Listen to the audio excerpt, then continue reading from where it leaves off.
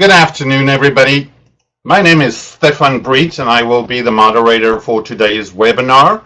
Welcome to Unforgettable Introductions, How to Get Them at Hello. We want to thank Patina Nation for making this possible for us. Just so that I know you guys can hear me okay, if you can say hi to me in the little chat box or tell us where you're from, that would be great.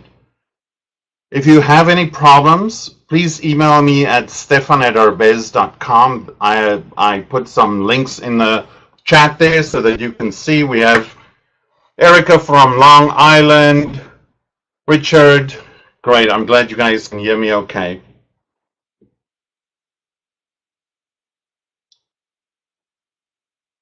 This webinar will be recorded, so you will receive a recap after the webinar is over. So please, if you didn't get all the information, you can go back and watch that webinar again. Webinars are much more fun when we ask questions. So if you guys have questions, please type them in the little chat box. And what I will do is I'll try and stop Catherine to make sure that we get some answers. And with that, I would like to introduce Mike Harris, the CEO of Patina Solutions. Hi, Mike. Hello, Stefan. Thank you for introducing me. Hello, I'm Mike Harris, the CEO of Patina Solutions, and I'm pleased to welcome you to this Patina Nation Professional Development Program. And as a reminder, our vision for Patina Nation is to help you be the best independent executive you can be, and that's whether you're working for yourself, working for Patina, or even working for our competitors.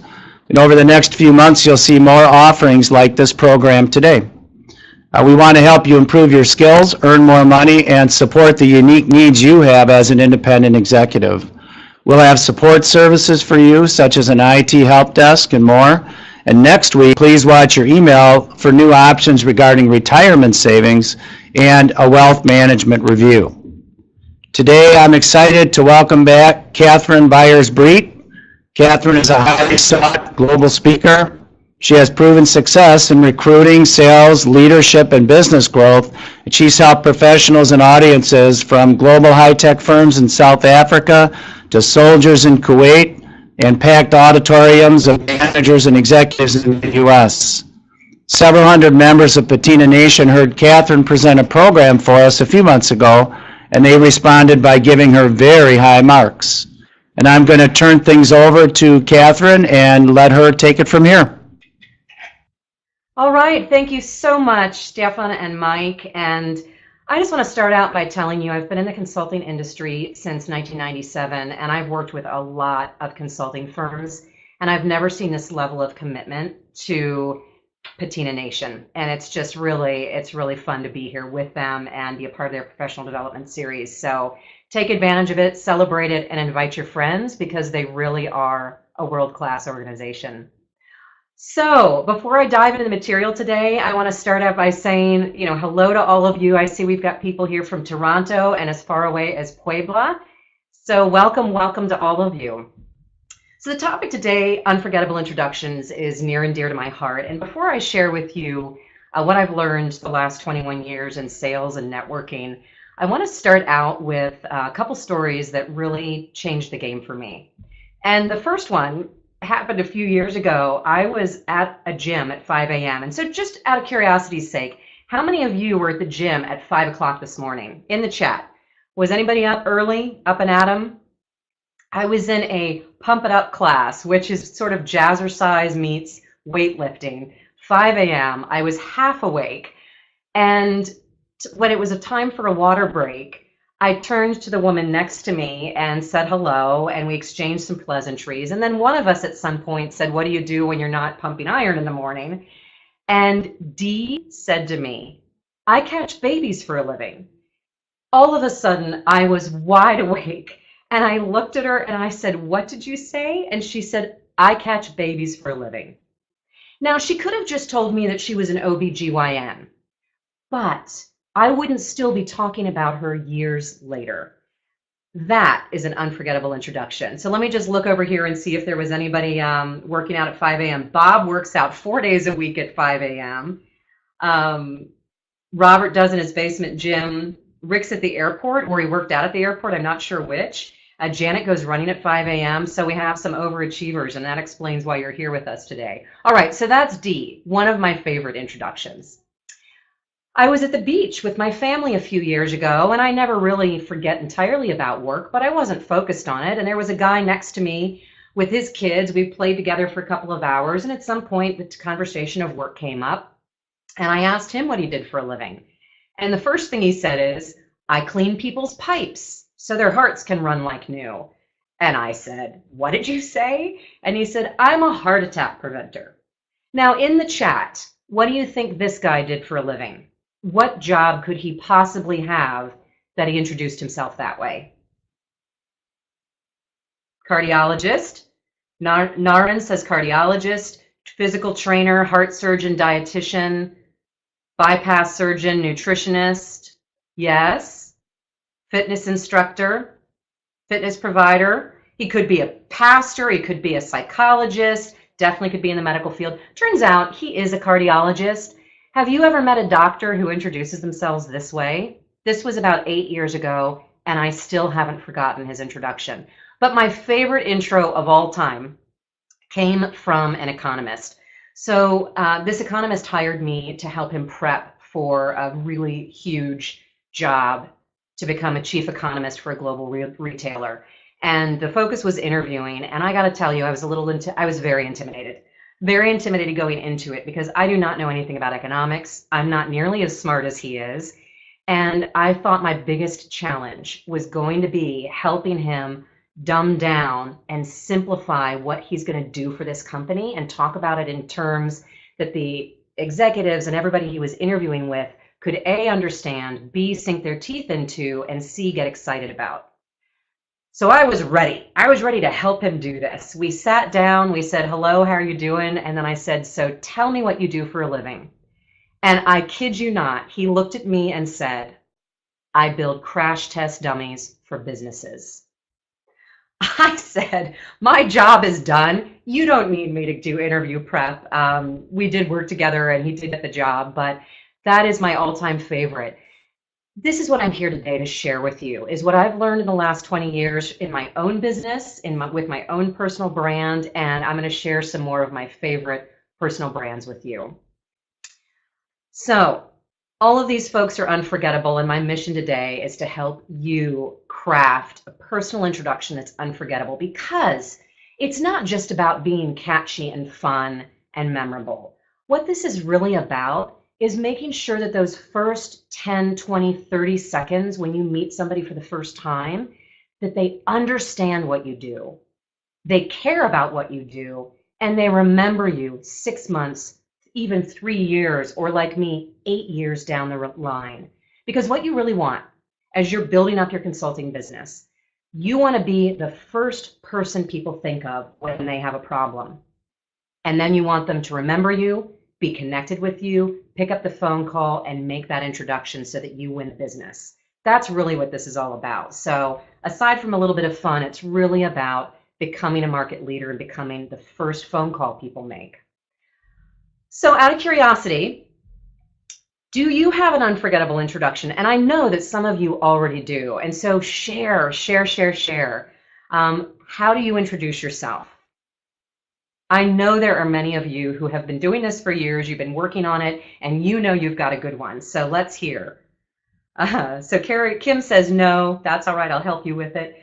Erica teaches attorneys how to do their jobs easier and faster. Erica, I have an attorney you should talk to. Batting zero, that's all right. Stefan will help you, Helen, with the technology challenges. Aurora helps companies tell stories. Stefan is a stripe changer like me. I'm an organizational igniter. So Erica, connect with me on LinkedIn. Remind me what you do for attorneys, and I'll hook you up. Let's see. Bob creates life-changing learning experiences for people. Cool. Peter helps business owners increase the value of their business. Who doesn't want to increase the value? Ooh, Preston is a smoke jumper. He goes into troubled companies, clears the smoke, puts out fires. I love it. Steven's a Six Sigma Jedi Knight. Keep them coming. And to those of you that are with us, keep reading because you're going to get some great ideas for your own personal introduction. So, what do I do? What's my unforgettable introduction?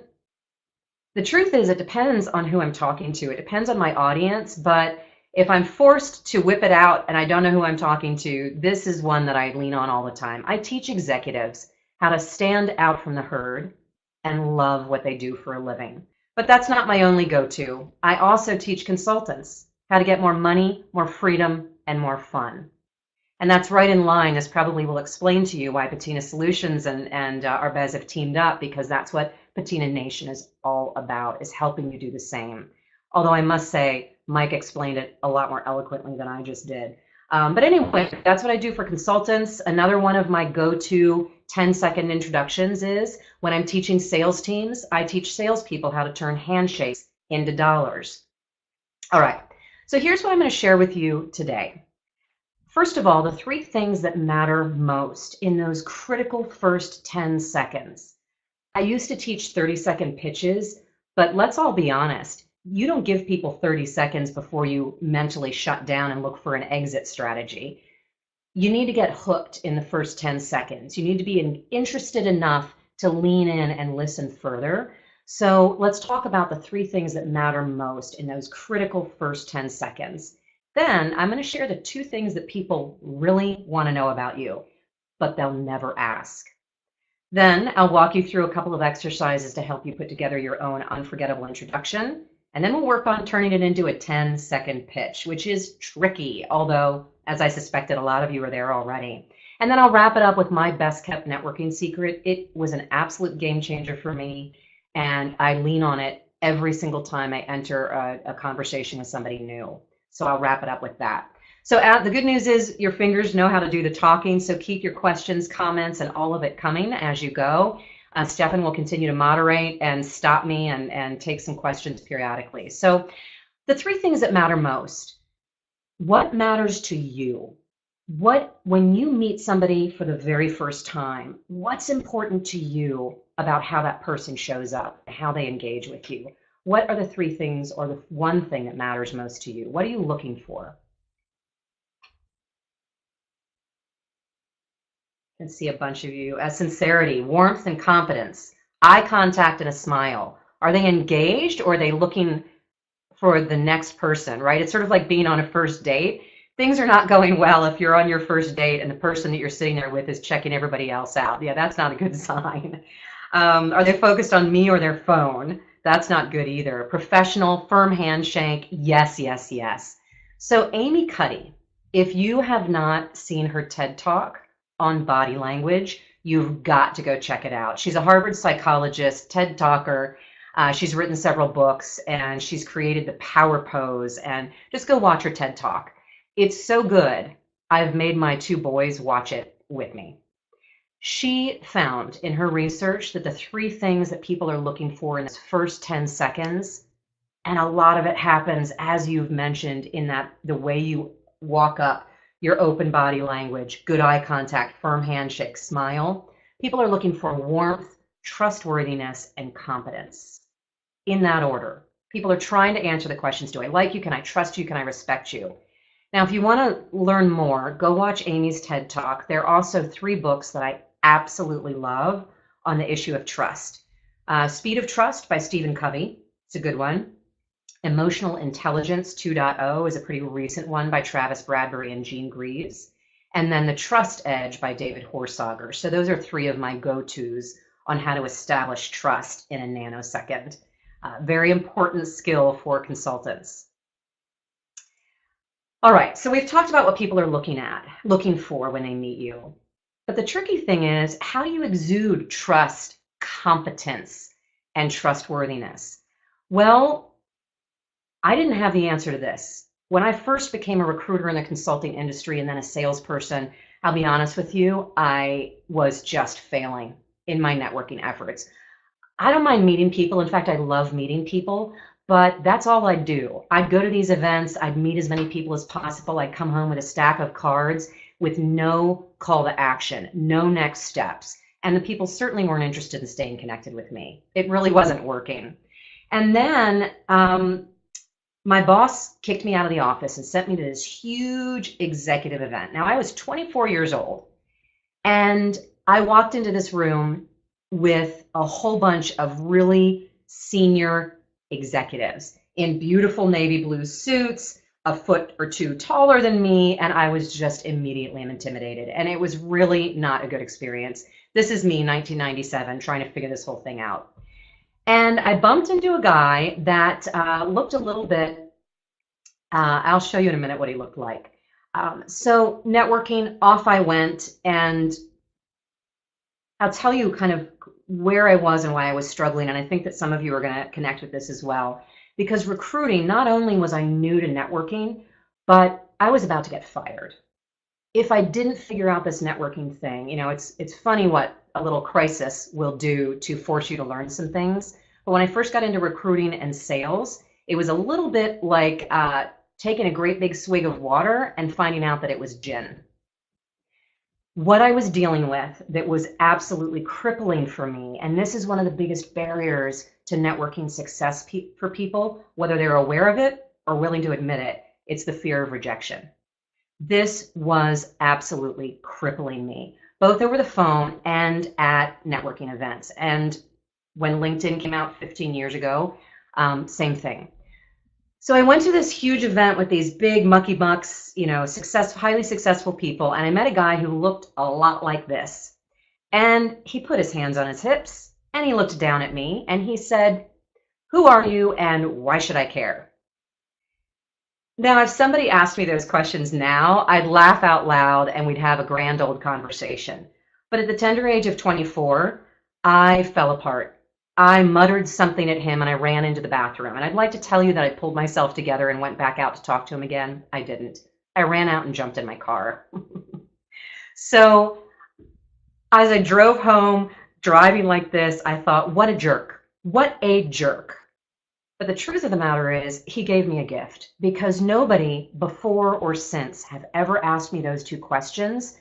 But it eventually occurred to me, those are the two questions every single person wants to know about you in 10 seconds flat. So today I'm here to help you answer those two questions without being asked them. That's really the measure of a fantastic personal introduction. There's actually a term for this, and it's called homophily. I like people who are like me. So said another way, what that guy wanted to know from me is, where do you come from? Do we have anything in common? What do you do for work? How can you help me? Can you help me? Is it worth my time to talk to you for another 60 seconds, or should I exit stage left as soon as possible? So those were the things that he really wanted to know, and it's the things you and I want to know as well. So how to craft your own unforgettable introduction. First, for giggles, before I jump into my solution mode, is there anyone else who's had a horrible networking experience like that? I'll rattle off a couple of others. I threw coffee on a woman by mistake who, of course, had on a white shirt. That was fun. I tripped in my high heels and fell into the arms of a perfect stranger. That was mortifying. I've had all sorts of embarrassing situations happen. So how about you?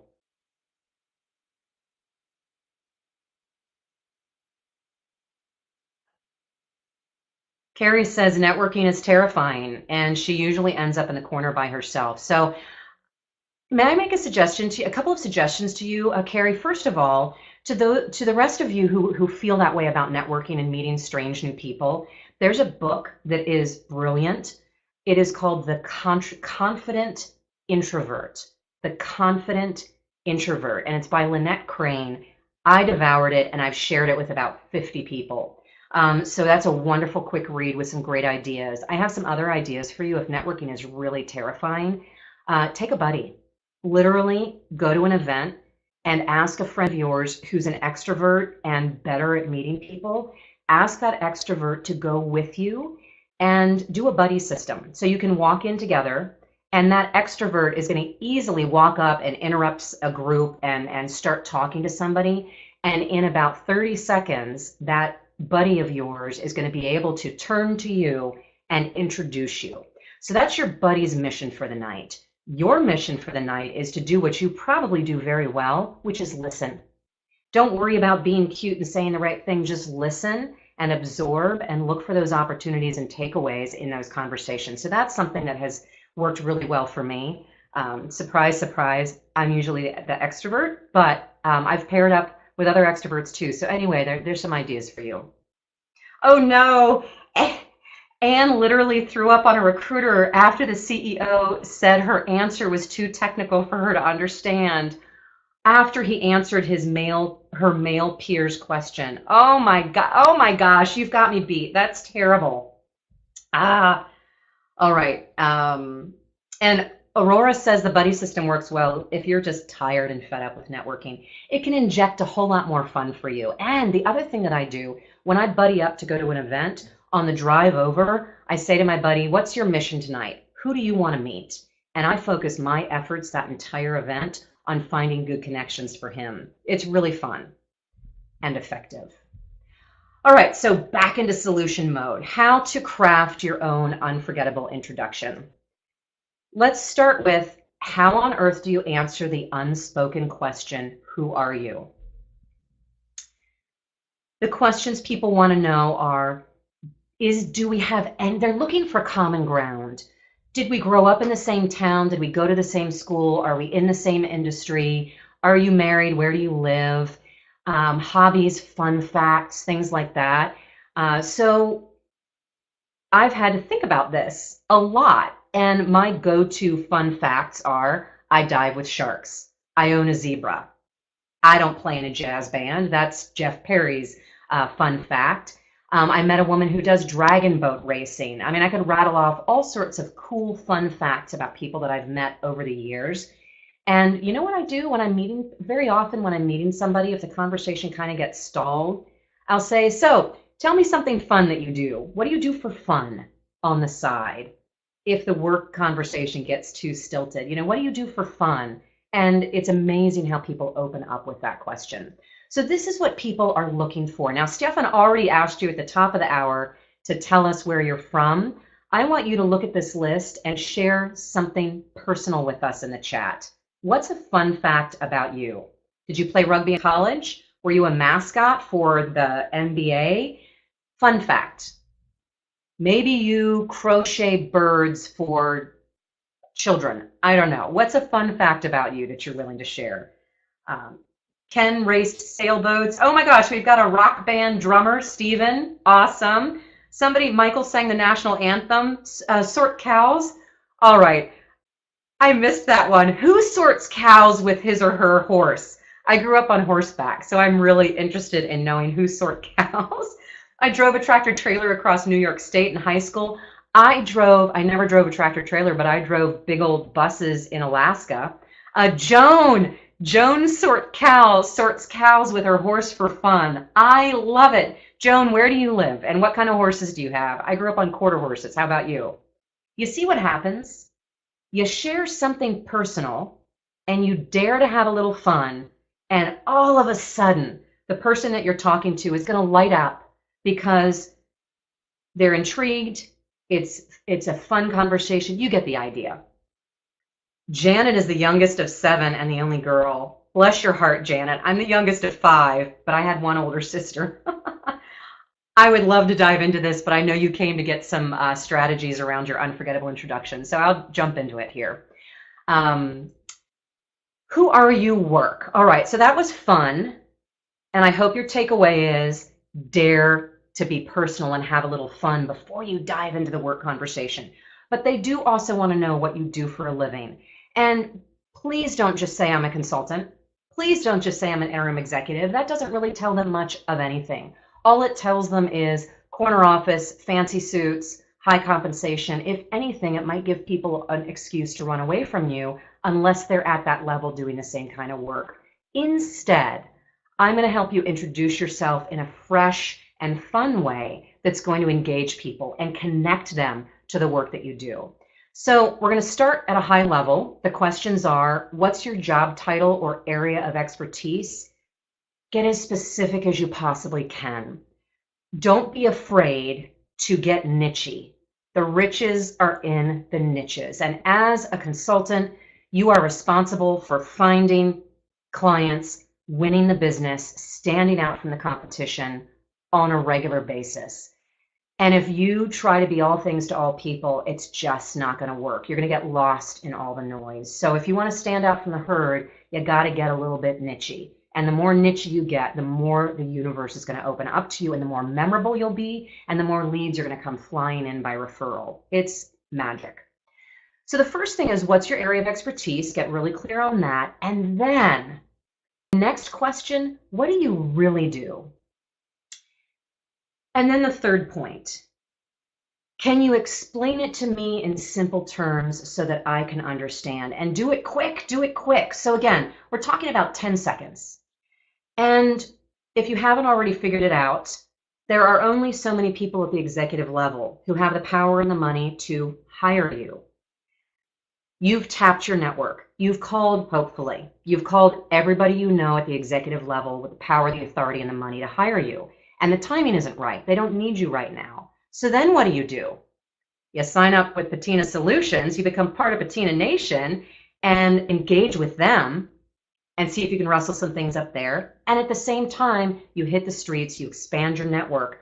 You cannot rely on only executive level people to bring you the work. You need to create an army of advocates out there on the street at all levels who understand what you do, care about what you do, and think enough of you to refer the next CEO to you when they mention they've got a business problem or mention what industry they're in.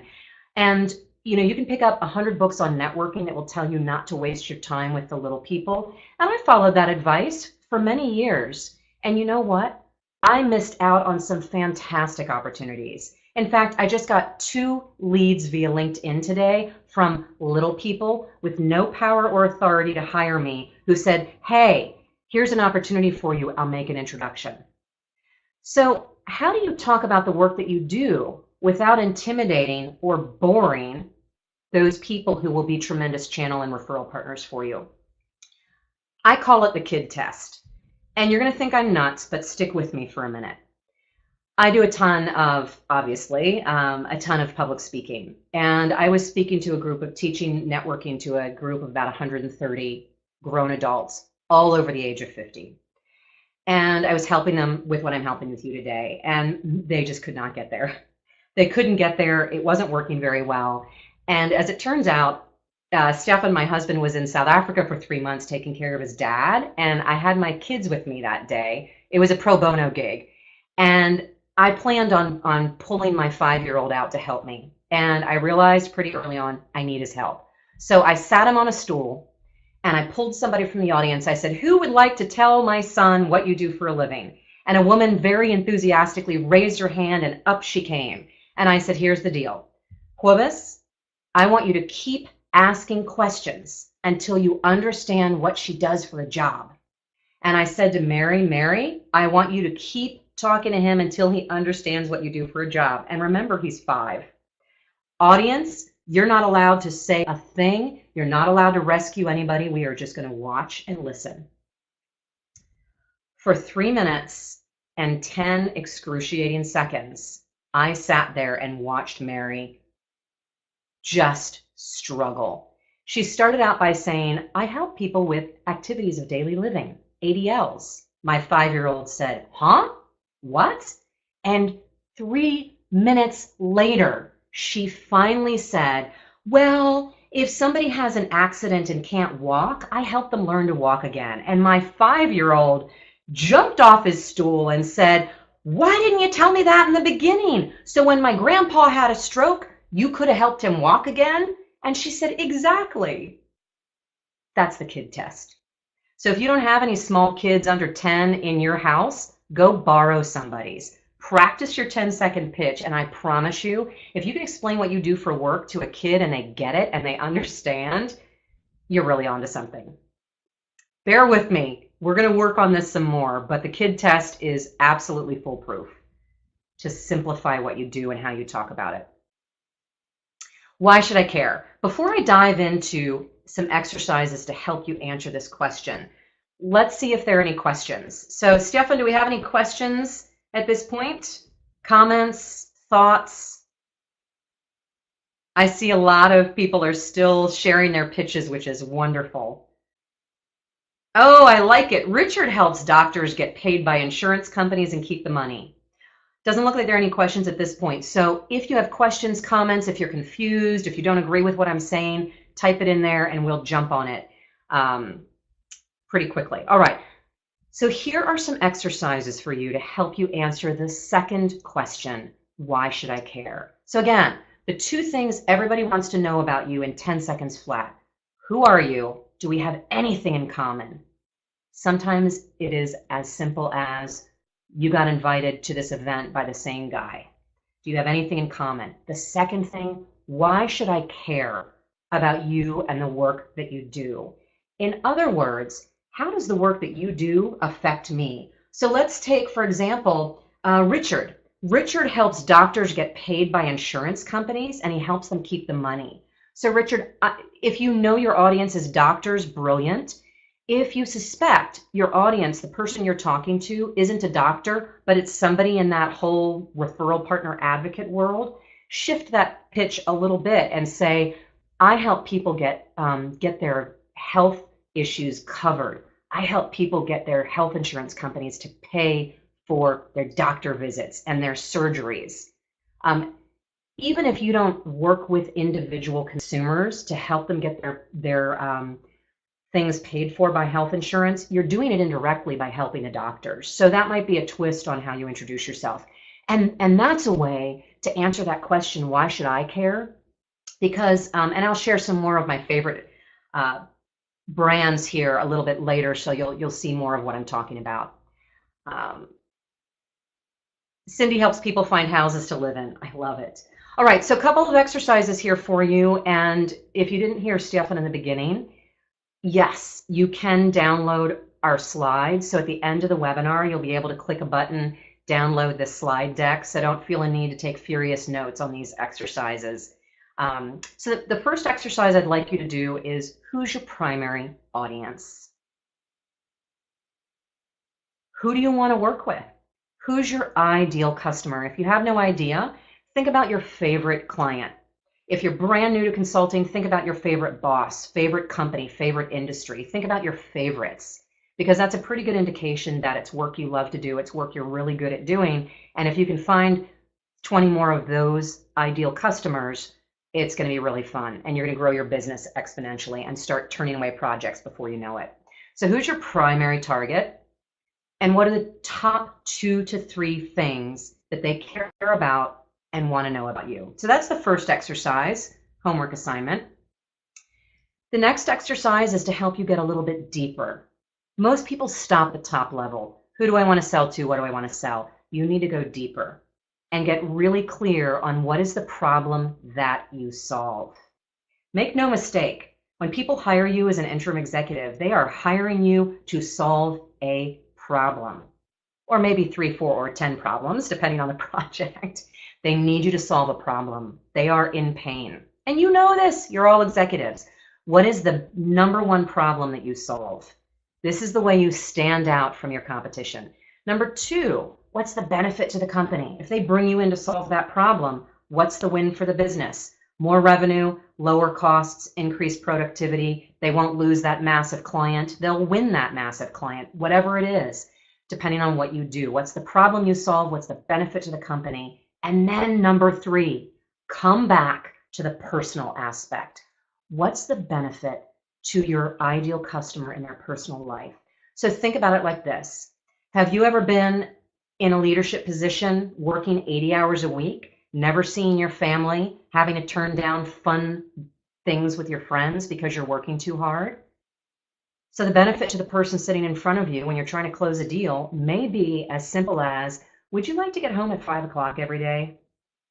Would you like to take a 3-week vacation and not worry about what's happening back at the ranch? Figure out what is really important to that person. Are they trying to get promoted? Do they have a call with investors coming up in 2 weeks and they need to look good for that? What is the benefit to the decision maker in their life? And if you can spend some time thinking about that and asking smart questions to uncover that, it's really golden. So Mike mentioned that I did a webinar with Patina Nation 2 months ago, and that one was focused on that sales meeting, that client meeting. And at the end of that webinar, I gave you guys a tool from our consulting course on how to run a client meeting. Go watch that webinar if you haven't and download that guide, because I spoon feed you some great discovery questions to uncover their biggest pain point. If they hire you and solve that problem, what's the financial gain, and what's the benefit in their personal life? All right, so examples. You are a smart, talented, multifaceted individual. There isn't one pitch that's going to serve you in every situation, but if you can get one that you feel really good that'll work in most situations, that's a really good start. And then you will soon discover that you shift it depending on where you are, what your mood is, who you're talking to, and quite frankly, what you want to sell that day. So here are some examples of me in my business shifting gears depending on who my audience is. So when I'm speaking to consultants like you, I often lead in with one of the most crippling challenges for a consultant is figuring out how to sell, how to find and win the business. Since 1997, I've helped thousands of consultants build a consistent book of business. When I'm talking to a corporation that needs my help with recruiting, I say something like, top talent is hard to find. We are in the toughest recruiting market that I've seen since I got into this in 1997. The average time to fill is 37 days. I helped one company reduce it by 13 days. Love to help you do the same. And if I'm training sales teams on networking, ineffective networking is going to cost you thousands of dollars in lost sales. Let me help you turn that around. Same company, same book of service offerings. Here's how I shift gears when I'm focused on the benefit to a company. So when I'm talking to a consulting firm, my pitch is very often to help them recruit better, faster, cheaper. So I might say I helped one consulting firm increase their hires by 23%. Recruiting, the benefit to a company. I helped one company get 43% more candidates in 30 days. And sales, I teach salespeople to be referable. You get the idea, right? And then benefit to a person, when I'm speaking to consultants, I helped Stephen double his income his first year in consulting. I would love to help you do the same. Recruiting, you get it. So those are just some examples for you to help you understand what I'm talking about. So questions about those exercises and my suggestions. Here we go. Christopher says, how do I apply number 3 to my army of possible advocates who don't realize a specific benefit? So Christopher, by number 3, is it this one? Simple terms, or is it more along the benefit in the personal life? Okay, you know what? I have some ideas for you, and my very next slide, Christopher, is going to answer your question. Here are some great personal introductions that speak to that army of advocates who don't understand what you do. They're never going to understand what you do. Here are some examples. So I worked with a woman in operations who loved to tell people, I protect the nation's supply of cookie dough. Maybe that's too cute for you, but man, did people lean in. And then they said, what do you mean? And she said, I'm in operations at a food distributor. It's my job to make sure that the cookie dough gets to your oven fresh and on time so that those cookies are delicious. A house cleaner. I make dirty houses beautiful. A compliance guru. I take away the headaches. One of my favorites was a supply chain distribution manager that called me out of New York City, and this was in the depths of the recession. He was unemployed, and he was very frustrated. He was a high-paid, highly successful, global distribution manager, and nobody wanted to hire him, he said. And I said, well, how are you introducing yourself? First of all, what are you doing? I'm applying online. Well, stop that. How are you introducing yourself? Well, supply chain distribution manager, of course. Well, I can tell you, 2 people out of 100, 2 people out of 500 know what on earth that means. I said, stop introducing yourself that way. What's your favorite thing to deliver? And he said, perishable foods. I said, all right. You get people's ice cream to the table cold and fresh. And he said, as a matter of fact, I do. I just came out of a project doing dairy. I said, fabulous. Open up with that. He was at work 3 weeks later, in the depths of recession when unemployment was at 10%, and he'd been out for an entire year. Was it only because of his new personal introduction? that an army of advocates could understand? No, but it sure helped. It really catapulted his networking. It boosted his confidence. He started having fun, standing tall, and enjoying going after the business. All right, so VR says, what do I put on my business card? Do I have a different card for each target market? You could. If you ask me, that's way too much trouble. What I suggest you do, VR, is start with do these exercises, sleep on them, work on them, turn to somebody who's worked with you and knows how good you are, and work on something that seems to capture what you do at a really high level and sort of passes that kid test. Do a run of 200 business cards, start with that, shop it around, and then order new business cards if you want to shift it. So I don't really think that you should have multiple business cards. That just gets too messy. So instead, you could. I actually love using all the real estate on my business cards. So, on the front, I've got, you probably can't see it, but on my front, I've got the company name and such. And then on the back, what I do and contact details. You can have your name, your full contact details. And then on the back of your card, you could have that main bucket that captures everything you do. And then under it, you could have 3 or 4 bullet points that itemize your different industries or varieties of what you do. That's also a way to handle it. Okay, so let's see here. Back to the presentation. We got lots of questions coming in, which is good. So keep the questions coming. And I'm going to share with you now the next exercise, which is how to take it down to a 10-second pitch. I am a. So Jack in New York could say, I'm a supply chain distribution manager. What I really do is get your ice cream to your table cold and fresh. For example, I recently helped a company that was throwing away 33% of its dairy products, reduce that down to 18%. For fun, I go cage diving with sharks. That's what I'm talking about. I am a boom. What I really do, and that's the kid test. And then for example, and we haven't talked about this yet, but the for example is where you whip out one of your proudest accomplishments. That story you bragged to your wife or husband about, or your best friend, or the one that makes you say, I did that, whether it was a turnaround situation or you rescued a client that was about to leave, a $50 million client, whatever it is. For example, I recently, and give a very simple, brief example of something you did recently in your career that's relevant to the intended audience and the work that you want to do. So who wants to take a stab at this? Take a stab at your 10-second pitch. I am a boom, what I really do, for example, and for fun. So if you're so inspired, I'd love to see what you've got in terms of a 10-second pitch. I know it's a lot to write out, but I know some of you have it in your hip pocket. See, look at all these high achievers. Great, can't wait to hear what you have to share.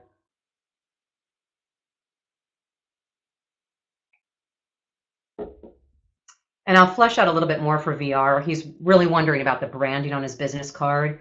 Please make sure your business card includes your full name, your phone number, your email address, your LinkedIn profile, and your company website if you have it. If you're on Twitter, put that there. So you want to give people as many ways to reach you as possible. And while we're talking about this, include your email signature every single time you're talking to people. I know this sounds really basic, but it's one of the biggest mistakes I see executives making. They assume that it's easy for people to find them. Or if it's somebody they've known for 10 years, they say, oh, they have my contact details. Don't do that. Because I got to tell you, when I get an email from somebody and they say, hey, I see that you're connected to Mike Harris at Patina Solutions. Will you introduce me? I say, absolutely. Why do you want to talk to him? What should I say about you to make a good first impression? And where are your full contact details? Because I won't make introductions unless I can include somebody's name, email, phone, multiple contact points. Then I'll be delighted to introduce you to Mike, do an email introduction, and share your mutual contact details. So small little networking tip that will really make a difference. You're losing opportunities that you don't even know about because people say, ooh, I'd love to make that introduction, or I'd love to call John, but your phone number isn't handy or your email isn't. All right, so here we go. Let's see. Ulrike, did I say that right? Ulrike. I am a director of human resources. What I really do is pave the road for people and companies' success. For example, I've increased employee satisfaction scores by 4 points in just 1 year. And for fun, I ride my horse. I love it. All right, we've got Todd was a life science underwriting executive. Now I'm already law, life science underwriting executive. I want to know more. He runs an insurance underwriting division, and then he's got all the big terms there. What I really do now is I millennialify insurance underwriting operations to maximize efficiencies, deliver cutting edge service primarily. You know, here's an idea for fun. Don't worry about going blankly. All right, so Todd, I think you've got a really good start.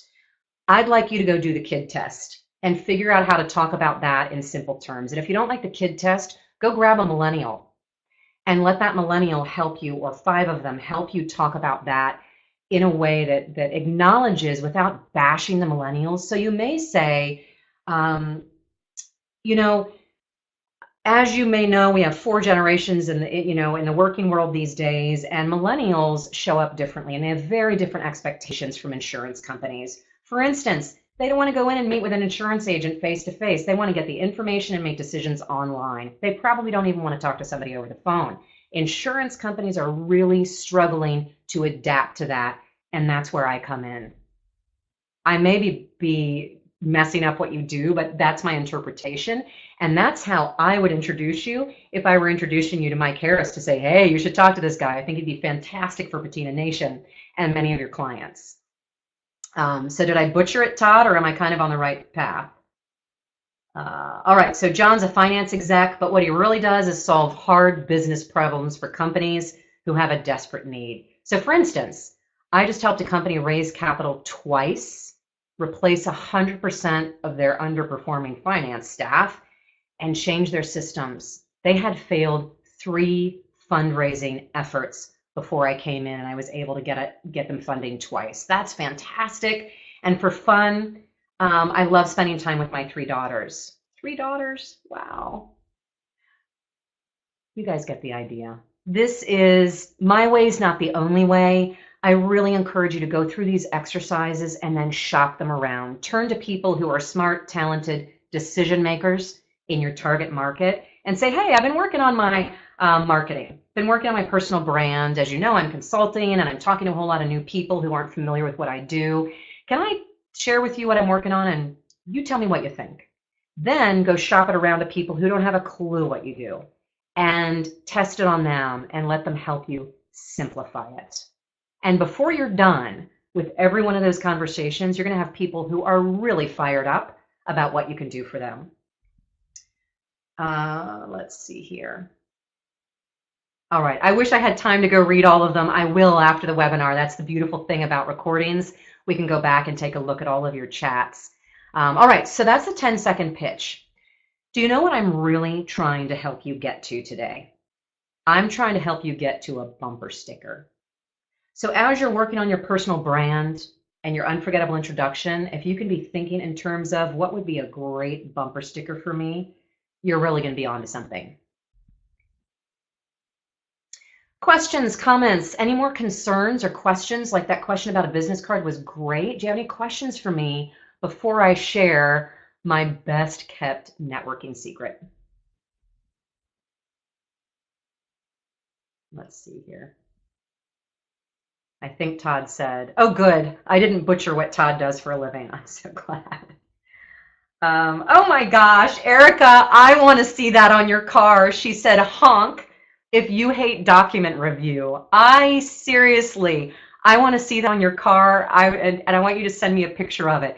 So if you guys haven't figured it out yet, what I love is staying connected with people that I meet through speaking gigs and things. So I'd love to connect with you on LinkedIn and share me your success stories, especially when I'm teaching personal branding. I love for people to come back and tell me what's working, what's not, and share their success stories. I've heard some wild ones over the years. So Erica, man, I want you to put that bumper sticker on your car.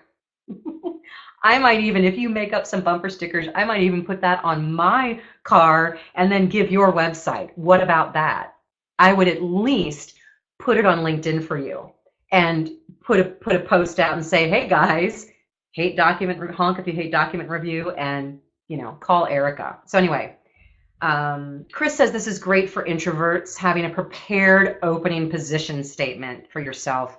Yes, and this is a positioning statement, isn't it? It really is, but that's such a big, intimidating word for people. I just want you to stop thinking about the big N networking word. I want you to stop thinking about, I need business, I need sales, and just dare to have a little bit of fun and look at the person that you're talking to. Take a breath and sit back before you reach out to somebody on LinkedIn and think, who is this person? Where'd they go to school? Did they work in any of the same industries? Do a little bit of homework before you reach out to somebody and craft an introduction that is focused on them, shares a little bit of fire and fun, and you'll be amazed at how responsive people are. Honk if you hate honking. I love it. All right. Why doesn't CEOs, Stephen says, why doesn't CEOs want to improve labor productivity by 20%? So I think maybe Stephen is saying, are you a CEO who wants to improve labor productivity by 20%? I like it. Who doesn't want to increase their productivity by 20%? So those sort of openers are wonderful. I haven't been clear about it. I'm going to say this again in a very clear way. I alluded to it a couple of times, but Jack, the supply chain distribution manager out in New York City. So I helped him with his pitch, and he settled on, I get your ice cream to your table cold and fresh. I said, that's great. What if, before you pitch anything, you look at the person standing in front of you and you say, do you like ice cream? What if, Todd, before you pitch your millennial insurance solution problem solving, you say, you have any millennials in your life? Do they engage a little bit differently? Do they like picking up the phone? Do they like, going in for meetings? Before you pitch anything, get to know your audience by asking a leading question to connect, to find common ground. Got any millennials in your life? Got any millennials on your team? Do they work a little bit differently? Do they have different expectations? Is your business dependent upon selling to millennials? How's that going for you? What are some of your biggest challenges? Get them talking first before you pitch a thing. Which leads me into my best kept networking secret. I've shared some of my war stories. None I've never thrown up on anybody. So I don't have the worst one out there, but I've shared some of my war stories, and I got to tell you, 21 years I've been working on my sales networking skills, and it wasn't easy. But there was one thing that I learned in a movie. This 16-year-old wanted to ask a girl out on a date, and he was completely freaked out. So he turned to an old guy who was in his 30s and said, what do I say to her? I don't know what to talk about. And the old man in his 30s turned to the 16-year-old and he said, you don't say anything. You don't talk about anything. Interested is interesting. Get curious, like a 4-year-old. Get curious about her. Ask her what she's doing for the weekend. Ask her if she went to the Excel Energy Center to see the volleyball game today with my son, who's 15. Interested is interesting. So your first mission in those first 10 seconds are to do what you guys talked about in the beginning. Look them in the eye. Slow down. Make them feel like they're the only person in the room, and get curious. What's a 4-year-old's favorite question? In the chat. You've had 4-year-olds or you've been around them. What's their favorite question? Why? Yeah. So tell me about, why do you do that? How do you do that? Get curious. That is my go-to best weapon when I'm meeting somebody for the first time, when a conversation gets stalled and there's that awkward moment. Yes, I have awkward moments. I remember, interested is interesting. Get curious about them. Stop talking. Stop thinking about what clever thing you're going to say next, and take a really genuine interest in that person, and it's going to be so much easier. And you know what will happen? They'll be so moved and kind of, they'll feel good that they'll come back and say, so what do you do? How can I help you? And there you go. There's your opportunity and your invitation to share your pitch. So key messages today. You have 10 seconds to grab their curiosity. They want to know two things: who are you and why they should care. And if you answer those two questions subtly, the rest is easy. And if you want a really wicked, powerful personal introduction, let other people get you there. So help beyond today. Perry wants to know, when can I have more candy? Yeah, that is high on the 4-year-olds list. It's true. So help beyond today. First of all, as promised, at the end of this webinar, you'll have an opportunity to download the slides. So you can take that slide deck, shred it, read it, print it out, do whatever you want with it.